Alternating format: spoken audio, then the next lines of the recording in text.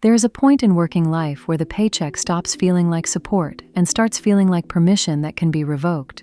Rent is covered, bills are handled, the routine works, nothing looks unstable enough to call a crisis, and yet the person feels increasingly unable to interrupt the system producing that income, even when that same system is the reason life feels closed. Most people interpret this as adulthood, caution, or financial responsibility. More often, it is something structural. The paycheck has begun stabilizing dependence more effectively than freedom. This is the pattern this video is diagnosing. Not laziness, not poor money habits in the simple sense, not a refusal to take risk. A more specific structural condition. Salary income can make life more orderly while making the underlying structure harder to leave. The paycheck solves immediate instability, but in doing so, it can bind the person more deeply to the system, creating the limitation. The usual explanation sounds obvious because it is repeated so often. Earn more money, gain more freedom, get stable income, reduce stress, secure a reliable salary, and options expand. Income is treated as a universal solvent for constraint. If a person still feels trapped while being paid consistently, the assumption is usually that they are managing money badly, lacking gratitude, or failing to think long-term. But income and freedom are not the same variable. Consider Marcus. He has a respectable salaried job. The pay is not extraordinary, but it is enough to keep life organized. His rent goes out automatically. Groceries are manageable. He can plan a few months ahead. He does not live in visible financial panic. From the outside, his situation looks like the resolution of a problem. He has what many people are told to pursue: steady income, recognizable employment, routine predictability. And yet he keeps having the same quiet thought: I cannot afford to stop this, even though I no longer believe in where it leads. He wakes up early, works through meetings that repeat the same logic, handles tasks he can now do almost automatically, and gets paid every month to continue a structure that feels increasingly closed. He is not starving. He is not collapsing. He is not even failing in any obvious way. But the job has begun to feel less like a platform and more like a mechanism that absorbs time, stabilizes obligations, and leaves too little room to reconfigure anything substantial.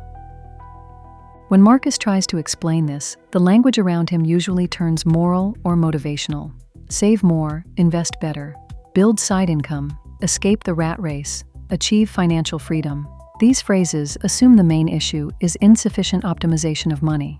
But his deeper problem is not merely that he wants more income. It is that his current income is attached to a structure that consumes the flexibility needed to move beyond it.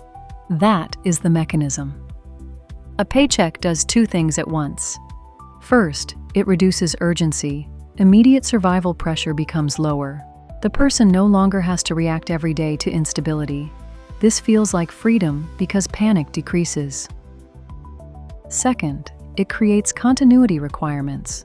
Bills, routines, housing, identity, status, and daily life begin organizing themselves around the expectation that the paycheck will continue. This does not feel like dependence at first because it arrives as order. But order is often how dependence becomes livable. Marcus's life becomes calibrated to recurring income. His rent makes sense because the salary exists. His schedule makes sense because the job defines the week. His energy is spent in patterns shaped by employment. His sense of competence is tied to the workplace where he is already known. His social life fits around the demands of the role. Even his future thinking becomes monthly rather than structural. Next paycheck, next quarter, next bonus cycle, next review.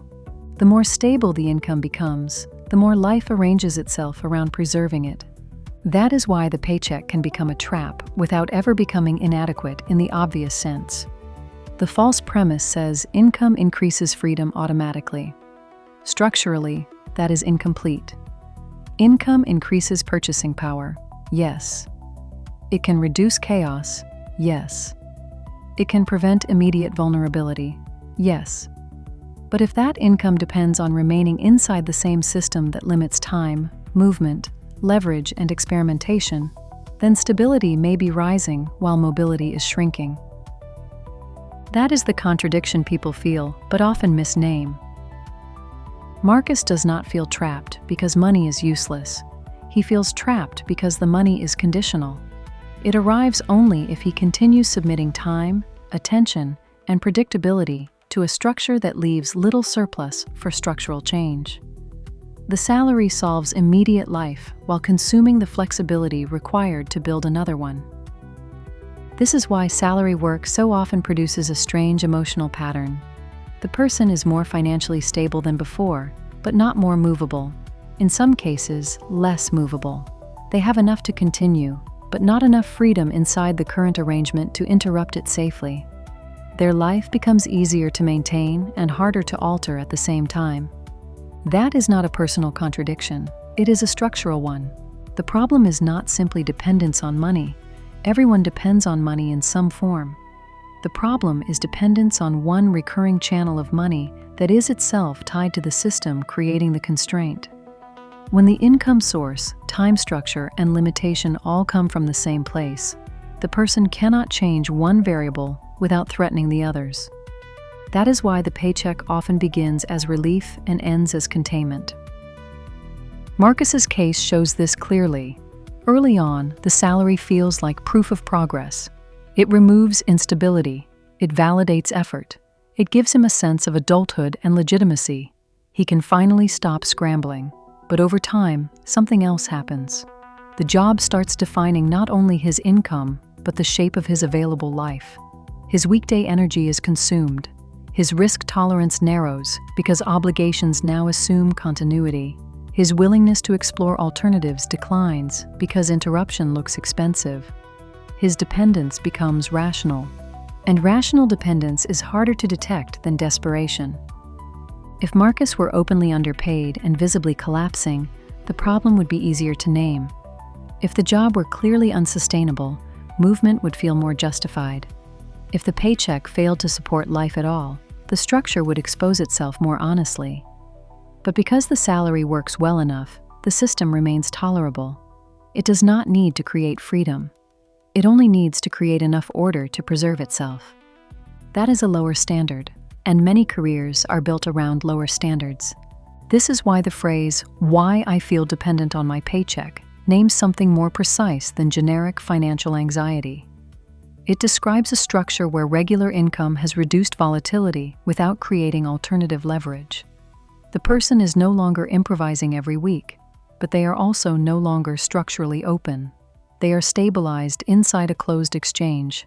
Time for income, income for maintenance, maintenance for continued ability to sell time again. Nothing dramatic has to happen for this loop to harden. It hardens through repetition. Each month confirms that the current system works well enough to continue. Each expense reinforces the need for continuity. Each year deepens local competence inside the current role. Each promotion, raise, or benefit can improve comfort while making departure more expensive. Each successful repetition lowers the perceived legitimacy of interruption. This is why more salary does not always mean more freedom. Sometimes more salary simply means more expensive dependence. A larger paycheck often leads to a larger life architecture around it. Better apartment, more fixed costs, cleaner routine, stronger identity attachment, greater reluctance to destabilize what has been built. If the income remains tied to the same structure, then the gain may improve standard of living while reducing adaptability. The person is not freer in a structural sense. They are better furnished inside the same dependency. That is why the imagined solution, how to create financial freedom, often misdiagnoses the lived pattern. It implies that the issue is mainly the amount of money or the person's technical ability to manage it. But for many salaried workers, the deeper issue is not ignorance. It is that the current income system absorbs the exact resources needed to build an alternative. Time is consumed, attention is fragmented, energy is depleted, risk capacity is lowered by obligations. The salary does not merely fund life, it organizes life around its own continuation. The person becomes dependent not because they are foolish, but because the structure is efficient. This also explains why people can feel more trapped at 35 than they did at 25, even with more money. Earlier, life may have contained more instability, but also more interruptibility. Lower fixed costs, lower status maintenance, fewer dependents, more tolerance for experimentation, less psychological need to justify the current arrangement.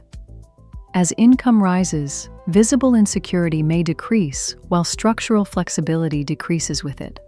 Again, this does not mean stable income is bad. It means stable income is not neutral. A paycheck always carries a hidden question: stabilizing what? Sometimes it stabilizes a person while they build real leverage elsewhere. Sometimes it stabilizes the current arrangement so effectively that the person no longer has enough urgency or flexibility to leave it.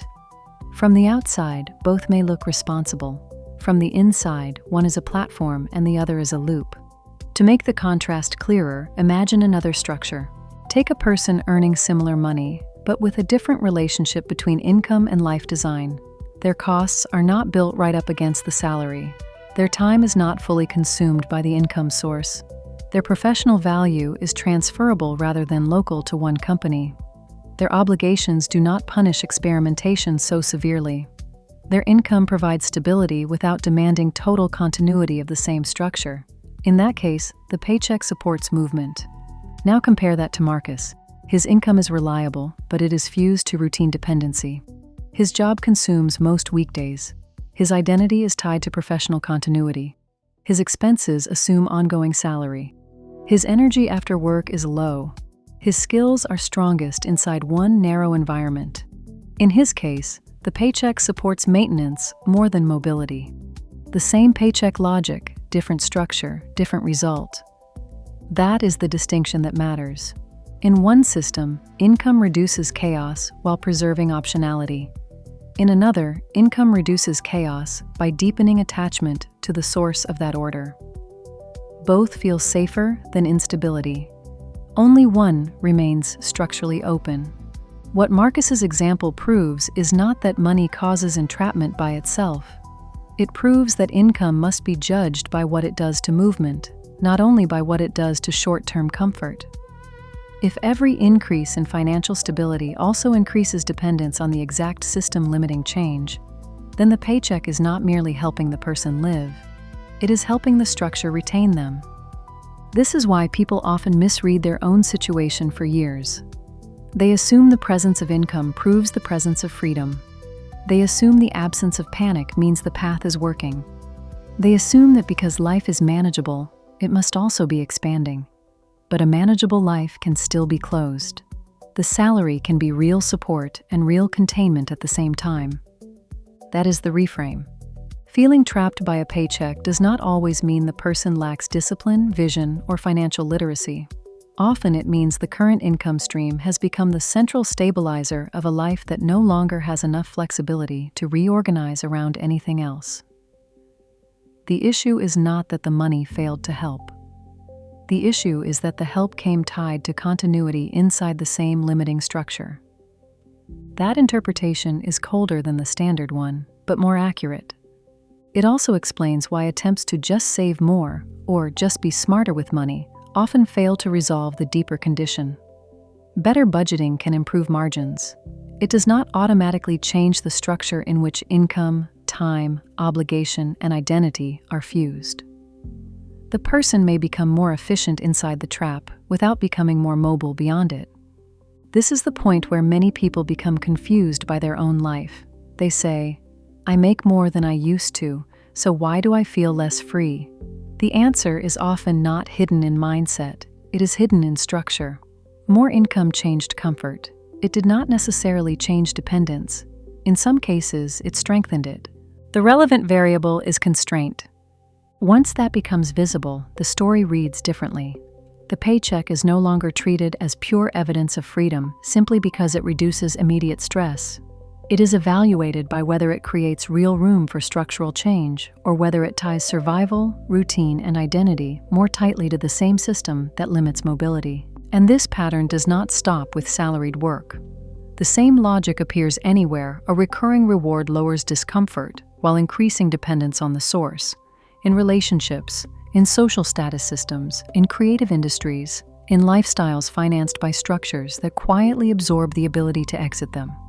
A paycheck can make life more stable while making movement more difficult.